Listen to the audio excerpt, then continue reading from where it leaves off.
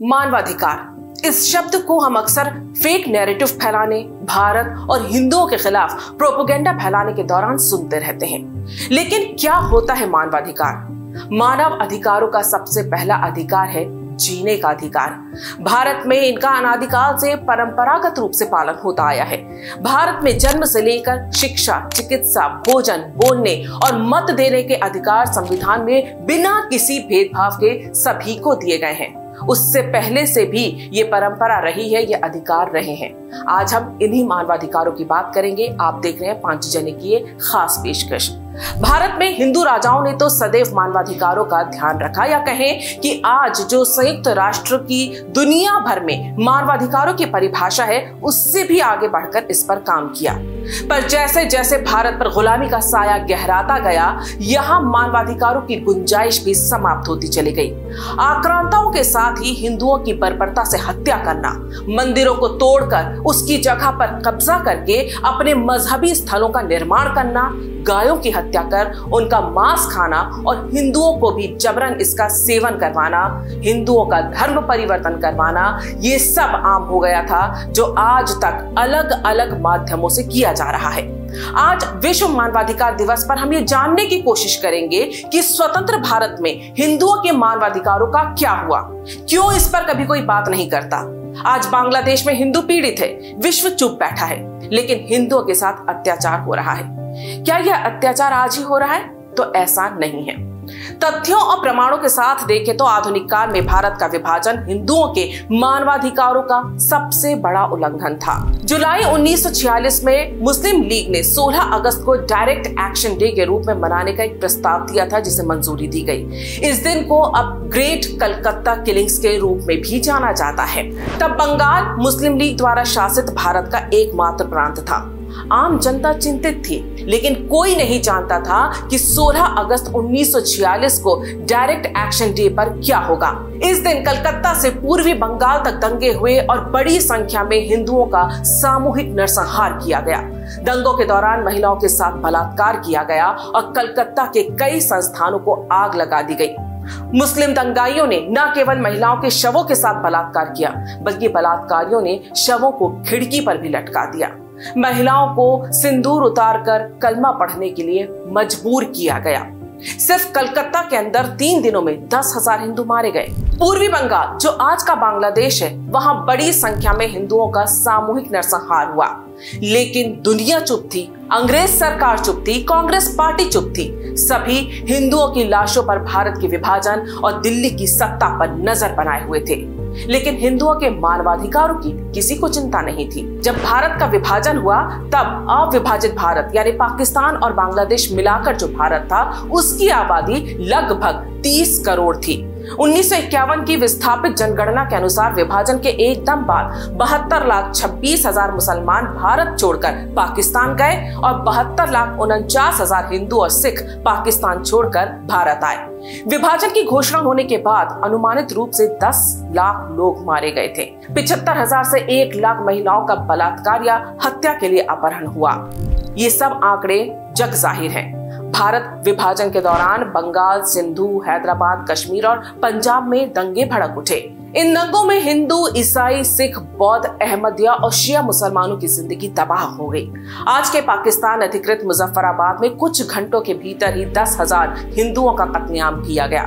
हिंसा, भारी उपद्रव और अव्यवस्था के बीच पाकिस्तान से सिख और हिंदू भारत की ओर भागे। बहुतों को ट्रेन मिली और बहुतों को बस मिली। पाकिस्तान की ओर से जो ट्रेन आई, उसमें लाशें भरी हुई थीं। रावलपिंडी में दंगे शुरू हुए तो थोहा खालसा गांव में हिंदू सिख औरतें दंगाइयों से अपनी इज्जत बचाने के लिए कुएं में छलांग लगाकर मर गईं। जिस विभाजन की हिंदुओं ने कभी मांग नहीं की थी, उसका शिकार सबसे अधिक वही हुए। लेकिन उनके मानवाधिकारों के बारे में कोई ने न तब सोचा, न आज सोचता है। विभाजन के दौरान आंध्र प्रदेश के भाग्यनगर, जिसे हैदराबाद कहा जाता है, वहां जो दंगे हुए, उन्हें निजाम की सेना ने अंजाम दिया था, जिसमें हजारों हिंदुओं को मौत के घाट उतार दिया गया था। हैदराबाद की रियासत की जनसंख्या का 80% भाग हिंदू था, लेकिन हैदराबाद के कट्टरपंथी मुस्लिम कासिम रिजवी ने निजाम पर दबाव बनाया और उन्हें भारतीय संघ में नहीं मिलने के लिए राजी किया। रजाकारों ने ग्रामीण तेलंगाना, जो मुख्य रूप से हिंदू बहुल था, वहां हिंदुओं का जातीय नरसंहार शुरू कर दिया। रजाकार हैदराबाद को मुस्लिम बहुल प्रांत बनाने के प्रयास में बड़े पैमाने पर हिंदुओं को इस्लाम में परिवर्तित करने के मिशन पर थे। रजाकार गांव-गांव गए और कई हिंदू ग्रामीणों की सामूहिक हत्या, बलात्कार और अपहरण किए गए और हिंदुओं के मानवाधिकारों की भी वहां हत्या हो गई। भारत के विभाजन के कुछ ही दिन हुए थे कि 1948 में महात्मा गांधी की हत्या हो गई। देश को एक बार फिर दंगों की आग में झोंक दिया गया। हत्या करने वाले नाथुराम पर तो मुकदमा भी चला और सजा भी हुई, लेकिन तत्कालीन सत्तारूढ़ कांग्रेस पार्टी ने गांधी की हत्या होते ही गांधी के अहिंसा के विचारों को छोड़कर देश में आग भड़काने का कोई मौका नहीं छोड़ा। 31 जनवरी से लेकर 3 फरवरी 1948 तक ब्राह्मणों के खिलाफ हिंसा का जबरदस्त नंगा नाच चला। महाराष्ट्र के सांगली, कोल्हापुर, सातारा और पुणे इस हिंसा का मुख्य केंद्र थे, जहां सैकड़ों लोग मारे गए, हजारों घरों को आग के हवाले कर दिया गया, स्त्रियों के साथ बलात्कार हुए। हत्या के अगले दिन मुंबई में 15 और पुणे में 50 लोगों का कत्ल कर दिया गया। भीड़ मिट्टी के तेल के कनस्तरों, छड़ों, छुरियों से लैस थी। दंगाइयों की भीड़ ने स्वतंत्रता आंदोलन में अग्रणी भूमिका निभाने वाले वीर सावरकर के घर को ही घेर लिया। वीर सावरकर के भाई नारायण दामोदर सावरकर इस हिंसा में मॉब लिंचिंग का शिकार हुए और कुछ महीने बाद इस घटना में लगी चोटों के चलते उनकी मौत हो गई। हिंदू महासभा और राष्ट्रीय स्वयंसेवक संघ के दफ्तरों में भी तोड़फोड़ और आगजनी की घटना बड़े पैमाने पर की गई। अकेले सतारा में 1000 से अधिक घर जलाए गए थे।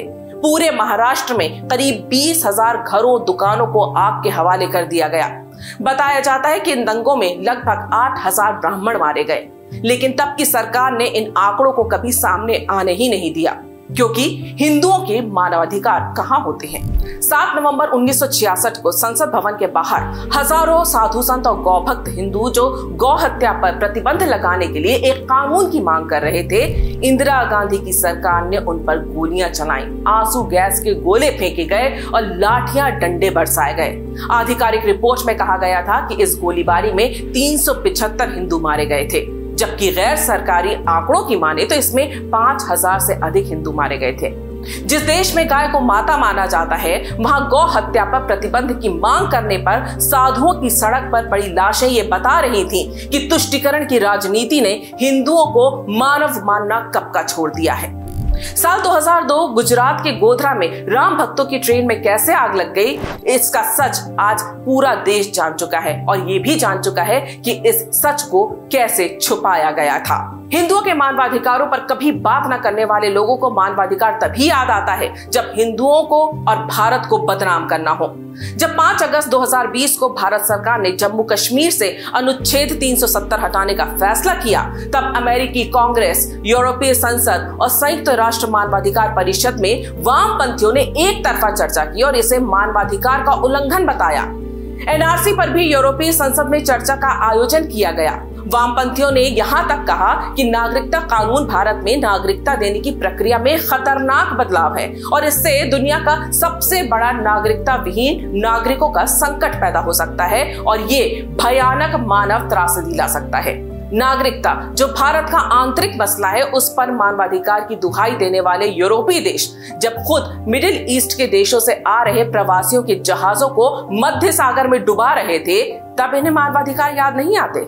लेकिन भारत अगर पीड़ित शरणार्थियों को नागरिकता दे, उसमें भी मानवाधिकार का इन्हें उल्लंघन दिखाई देता है।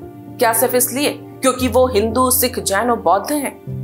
पश्चिम मीडिया और वामपंथियों के दबाव में एक शब्द का चलन दुनिया भर में चलाया गया है और ये था इस्लामोफोबिया। इसको आमतौर पर मुसलमानों के खिलाफ नफरत से जोड़कर देखा जाता है, पर सच तो यह है कि दुनिया काफिरोफोबिया से परेशान है। संयुक्त राष्ट्र महासभा ने साल 2022 में फैसला किया कि 15 मार्च को इस्लामोफोबिया विरोधी दिवस मनाया जाएगा। इस प्रस्ताव पर भारत ने कहा था कि यह प्रस्ताव हिंदू, सिख और बौद्ध जैसे अन्य धर्मों के खिलाफ हिंसा, भेदभाव और नफरत को नजरअंदाज करता है। एक मजहब पर जोर देना एक बात है और एक खास धर्म के खिलाफ नफरत विरोधी दिवस मनाना बहुत अलग और दूसरी बात है। यह संभव है कि यह प्रस्ताव दूसरे सभी धर्मों के खिलाफ घृणा और हिंसा की गंभीरता को दबा देगा। 1.2 अरब लोग हिंदू धर्म को मानते हैं। बौद्ध धर्म को मानने वाले करीब 53.5 करोड़ लोग हैं और 3 करोड़ से ज्यादा सिख दुनिया भर में फैले हुए हैं।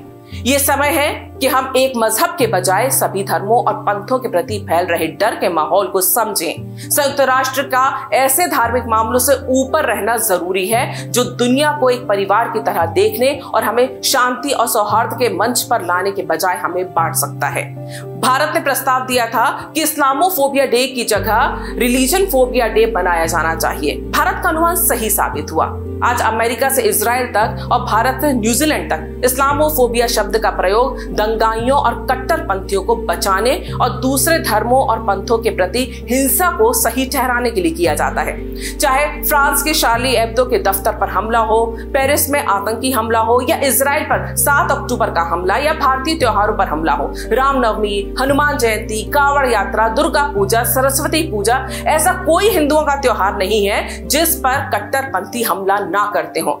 लेकिन जब उन पर कार्रवाई होती है, मानवाधिकार की जीन्स पहनने वाले इस्लामोफोबिया का बुर्का पहनकर हिंदुओं के प्रति नफरत को छुपाने लगते हैं। त्योहारों को मनाने के लिए पत्थरबाजी, बम, दंगा, हिंसा, आगजनी सहता हिंदू पूछता है मानवाधिकारों संगठनों से कि हमारा मानवाधिकार कहाँ है। इसलिए अब कोई मानवाधिकारों की बात करे तो ये जरूर सोचिएगा कि मानवाधिकारों की दुहाई देने वाले क्या कभी हिंदुओं के मानवाधिकार की बात करते हैं। अगर आपको हमारा वीडियो पसंद आया है तो लाइक करें, शेयर करें और इस चैनल को सब्सक्राइब जरूर करें। धन्यवाद।